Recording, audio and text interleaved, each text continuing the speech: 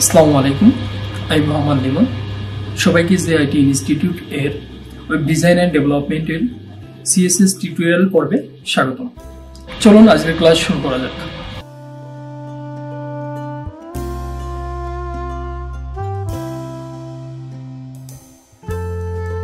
তো এখন কি কি কাজ করা যাবে, যেমন আমরা ওই যে টাইটেল নিয়ে কাজ করছিলাম না, ওটা এখন প্রপারলি কাজ করব। ওকে, তো হেডার, দেন কোথায় যাব? টাইটেল, তাই না? শুধু টাইটেল দিলেও কাজ হবে, কিন্তু আছে এটা আছে বেটার হয়। ঠিক আছে, যে আপনি চিনাই দিলেন যে প্যারেন্ট, হ্যাঁ, আগে আপনার প্যারেন্ট কল করবেন, তারপর সোসাইটি। ঠিক আছে, এভাবে কাজ করবেন যে আগে হেডার, তার ভিতর কি আছে, তার ভিতর কি আছে, যেমনটা আমরা অনেকটা লিস্টের ভিতর দেখছিলাম, তাই না? এভাবে ধরে কাজ করবেন। যেমন টাইটেলে আমি চাচ্ছি কি, ফন্ট সাইজ চাচ্ছি। ঠিক আছে, আমাদের যে টাইটেলটা ছিল উই লার্ন CSS ব্যাকগ্রাউন্ড, এর আমি ফন্ট সাইজ চাচ্ছি।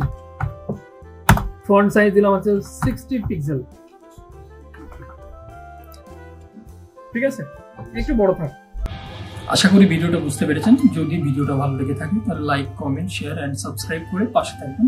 ধন্যবাদ।